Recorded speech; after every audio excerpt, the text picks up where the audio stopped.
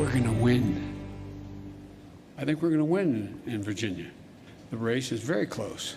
It's about who shows up, who turns out. And granted, I did win by a large margin. I don't believe, and I've not seen any evidence that whether or not I am doing well or poorly, whether or not I've got my agenda passed or not, is going to have any real impact on winning or losing. President Biden very confident about a critical race seen as a referendum on his failing administration. Polls close less than 2 hours from now in the fight to be Virginia's next governor, and everything is on the line. The race, a dead heat between Republican Glenn Youngkin and Democrat Terry McAuliffe. And education is at the top of voters' minds, an issue that McAuliffe says parents should not have a say in. Virginia has emerged as ground zero in the fight over critical race theory and who should be in control over what is taught in the classroom.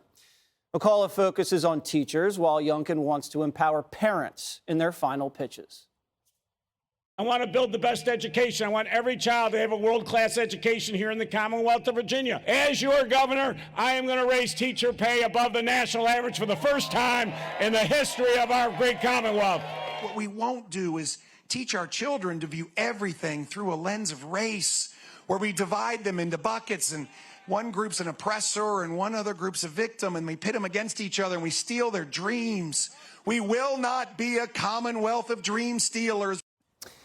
So this seems like a big mistake, Judge, because I'm not a math genius, but I would assume there are more parents than teachers in the Commonwealth of Virginia, and McAuliffe is just all in with teachers. Look, when you bring in Randy Weingarten at the end of the campaign and you have literally given up on the parents, you know that they're not going to vote for you.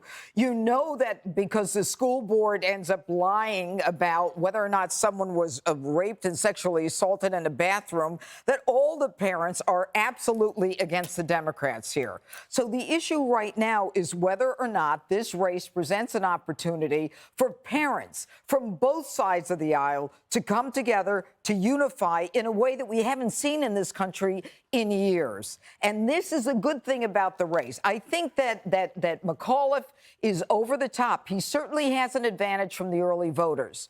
And Youngkin has to make sure that he gets a lot of voters out today.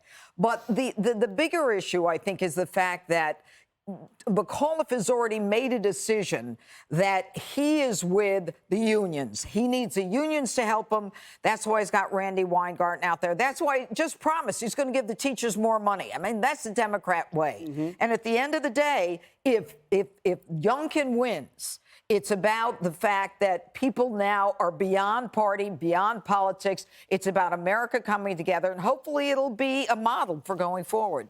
When Joe Biden popped off at the mouth in Glasgow, guaranteeing victory, basically, it seems to be based on what? Do you think he knows something, or do you think he realized that could totally blow up in his face? I think what he knows is he won the state by 10 points. He knows what the judge just shared, that there was huge voter turnout early on, True. and you can determine, you know, which party the person declares when they vote, so he's guessing about that. And apparently this morning, we've learned that there was huge turnout in Richmond, Charlottesville, and Northern Virginia. And the data shows those are normally places where Democrats fare well. The polling has been tight. We had a big poll that Fox News released showing that Youngkin had gained some points there at the end.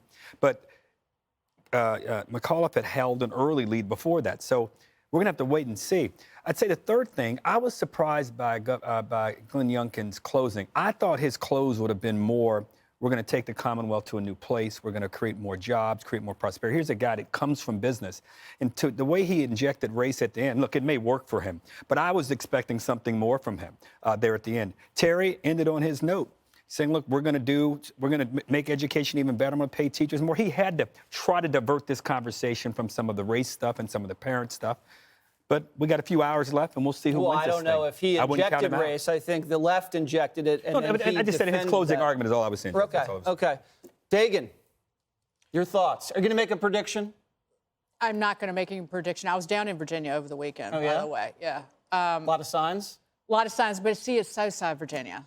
For you newbies, it's south of the James River, so that's red territory. But Youngkin he needs to get out the vote in that part of the state. That's critical to the victory, particularly in Southwest Virginia. When Terry McAuliffe said, I don't think parents should be telling schools what they should teach. He meant it.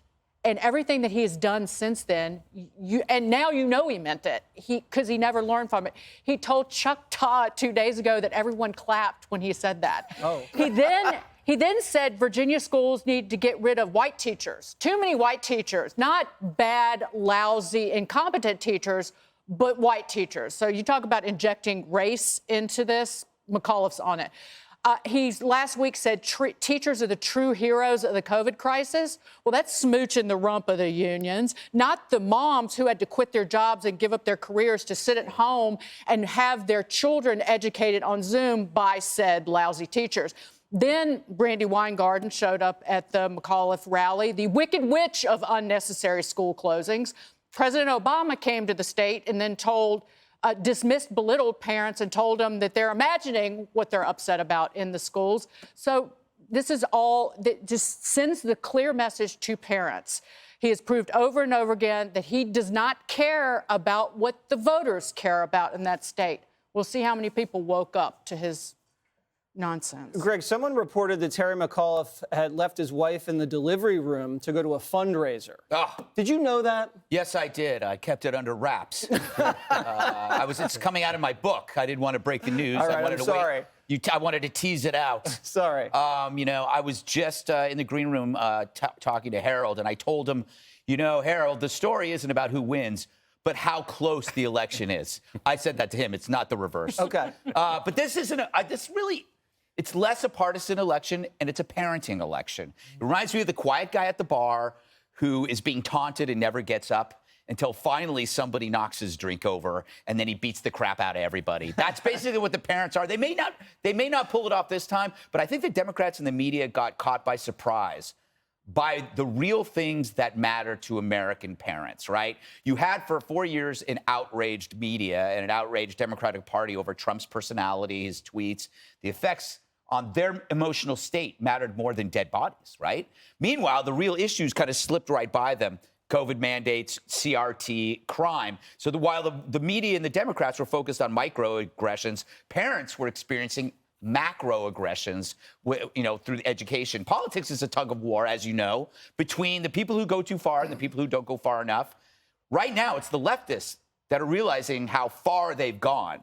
And somebody needs to pull them back in. And you see how they've turned, the police into defunding and demoralizing the police. And now you have the CRT stuff and, being white at birth is bad. So they're the one that have gone too far. It's now time for the Republicans to pull that back in. And this might be a sign for that. Whether they win or not, I'm not making any predictions. That's not my job. Okay. Well, we will see if someone's beer gets knocked over and how many people they knock out tonight. Exactly. It'll probably be me downtown. Hey, Sean Hannity here. Hey, click here to subscribe to Fox News YouTube page and catch our hottest interviews and most compelling analysis. You will not get it anywhere else.